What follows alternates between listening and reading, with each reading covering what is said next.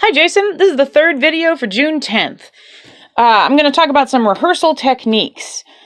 The main rehearsal technique that I've gone over before was looking for rhythmic patterns and then writing out, first finding what the key you're in, and then picking a rhythmic pattern like this, da da da da da da da da da da da da, and then doing that rhythmic pattern up and down the scale. So that was one warm-up technique. And that's a technique to use if you see a challenging rhythm or a rhythm that happens a lot in a certain part. Okay, so that was one rehearsal technique. And now we'll go over more. All right, so, just taking a peek and seeing what I see. I want to talk about unison playing. Okay, so unison is when different instruments are playing the same note. So unison playing. Sometimes the entire band is playing the same note.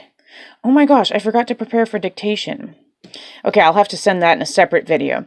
So dictation is going to be in an extra video. Okay, so anyway, unison playing. Okay, so multiple instruments playing the same thing. Sometimes you'll see that the entire band is playing in unison. And that's like extra, whoa, you better practice for that. But sometimes just parts of the band are being in unison. So in this score, we do have several people playing do, so, do, mi, do, mi, so. Right, so we have the baritone is doing that. The first trombone is playing in unison with the baritone. The do, so, do, mi, the first clarinet is playing that. There's a lot of people going do, so, do, mi. So when you see in the piece that there is a lot of unison playing, it's important to warm up on some unison pitches. Okay? And so, here's one of my favorite warm-ups to do as with my high school band that I used to do. Okay, so I like starting the tuning with concert F. Okay, concert F. And that's how I announce it. I say, hey, we're going to play a concert F. And then everybody plays and you hold it out. F is a better note for tuning than B flat. Some band directors use B flat. F is better. It's more stable in a more of the instrument's ranges. Okay, it's more stable to tune on a note that's around the middle of the range of the instrument, rather than something that's on an extreme low or high. All right, so that's why I like to tune on a concert F. Now, when I say concert F, let's just review the different keys that instruments are in.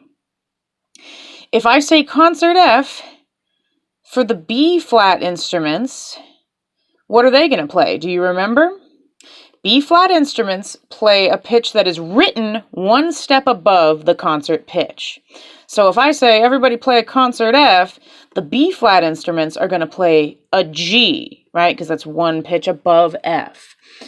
The E flat instruments are going to play a note that is one whole step and a half step below this. So that's harder to count to. And that ends up being the note D. So, and then just you seem to know what the different instruments are. Clarinet, for the B flat instruments, clarinets, trumpets, any low brass that are written with a treble clef, those are all going to be in B flat. Tenor sax, soprano sax, And then E flat instruments are going to be the requinte, like you told me, that E flat clarinet, the alto horn, trompa, and of course alto saxophones and baritone saxophones. They're going to play the note D, and that'll come out as concert F. Okay, anyway, so the exercise is this. They go F, and you just hold F for quite a long time, and you're standing there up straight, encouraging good posture and deep breathing. Hold concert F for a long time until it sounds nice and uniform. And then this is an excellent exercise. Maybe you've done this before. What you do is you go F, E natural, and then you go back to F.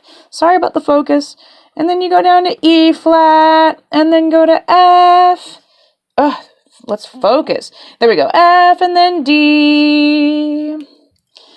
And then back to F, and then D flat. F, C, F, B natural, F, and B flat. Okay, but this is all very slow. You're holding out each note until it's tuned. Here's how it sounds on the keyboard. Whoa. Okay, here we go. Starting on F. Then you just go down a half step to E and back up. And by the way, so here's some band directors who are more advanced than me. A lot of college directors actually insist on doing it this way. They go F, E, F, and then take a breath, and then start again. F, E, F, take a breath, do it again. F, D, F, take a breath, go to the next one. F, D flat, F, and etc., right? And then you have F, C, F, then F, B natural, F, and finally F, B, B flat, F.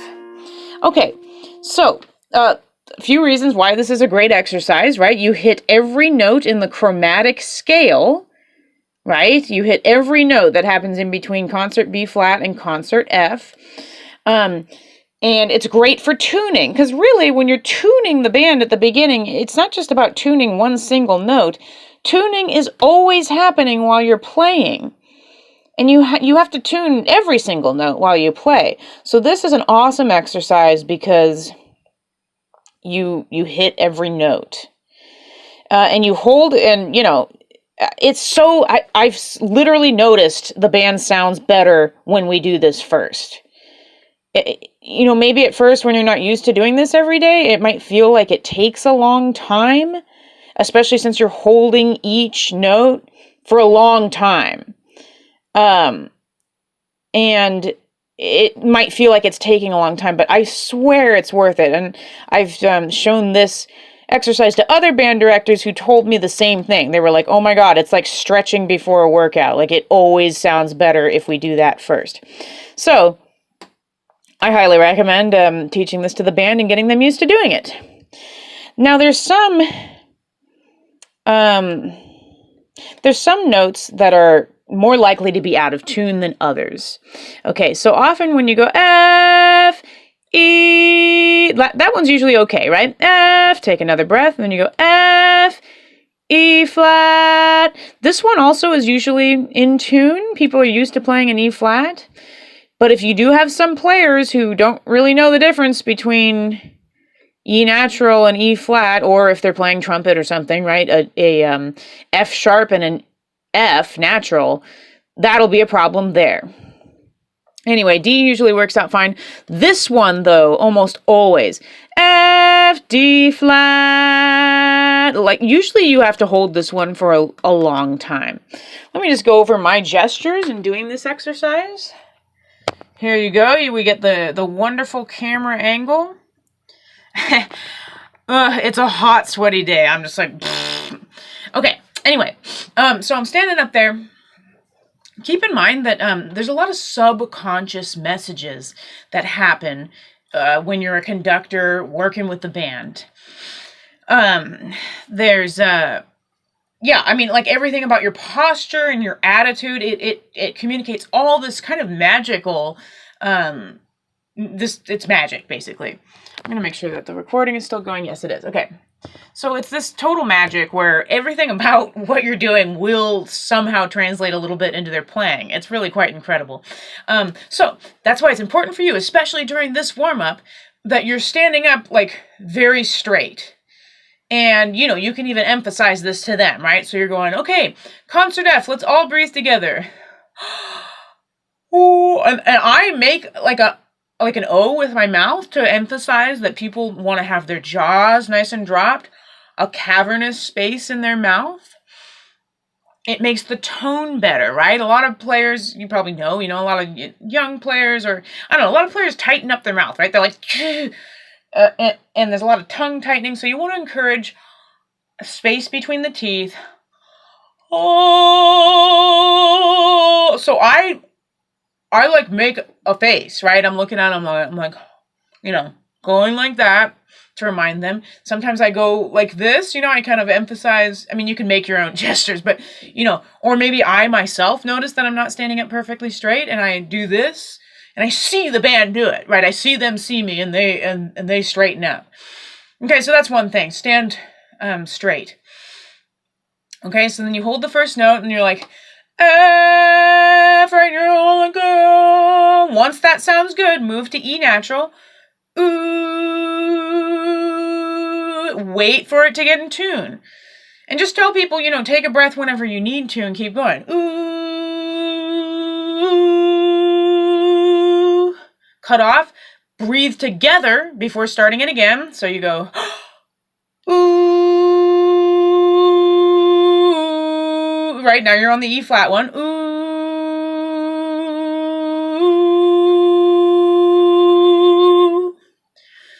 Another reason that we keep going back to the F is because weirdly, it's like the F is in tune at first, ooh, and then they go down, this is D, and then ooh. When they go back to the F, it's kind of out of tune.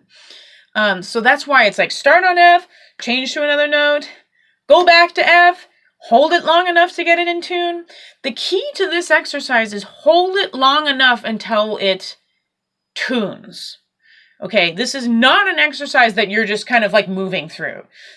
Sometimes I'd have my students conduct the band for warm-ups, and this was a common problem that they would do. They would just move right through that exercise, right? They just go da da da da, 4 beats each, just do it. No.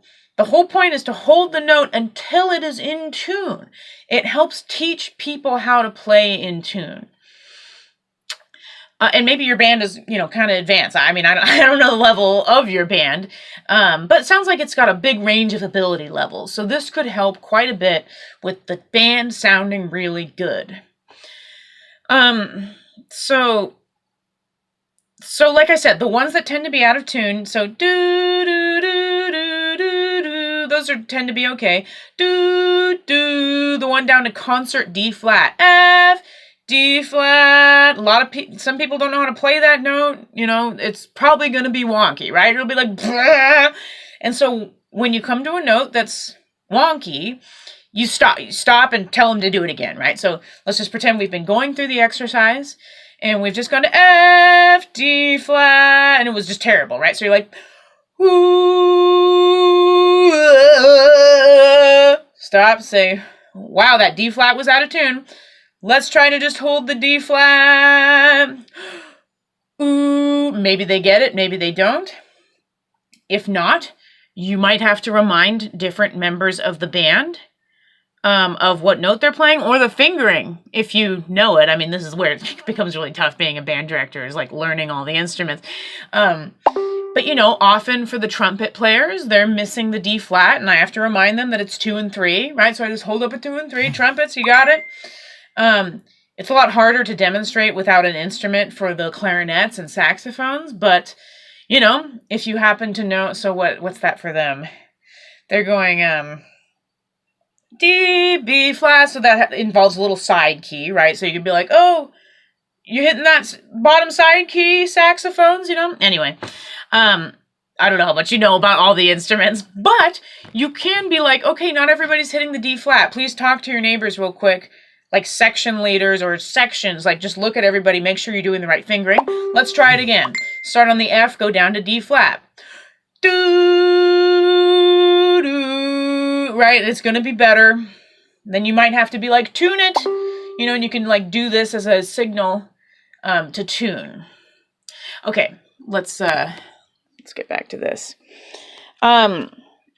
So yeah, basically this is a great exercise for any.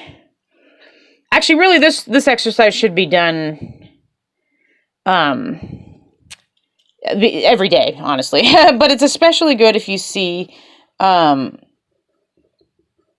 if you see some unison playing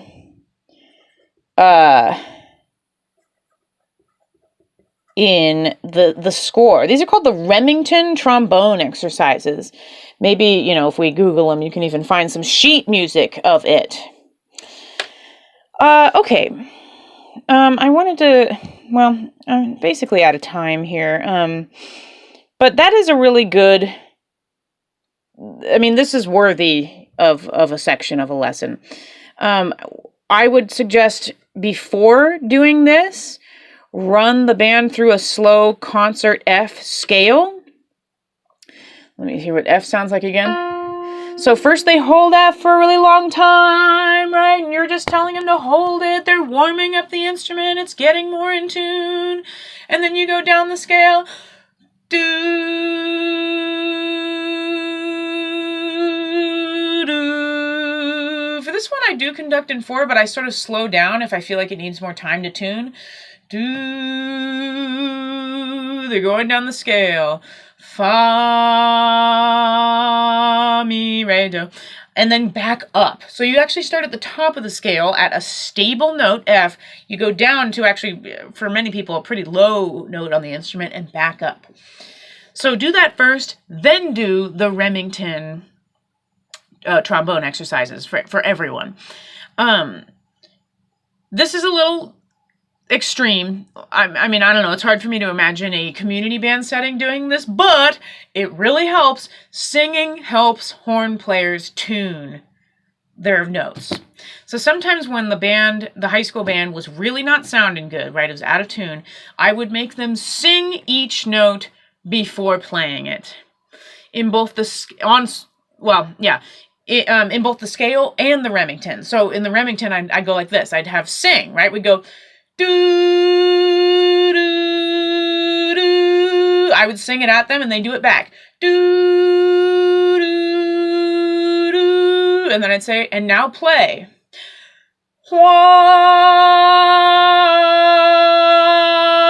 Right? And it always helps. It always helps.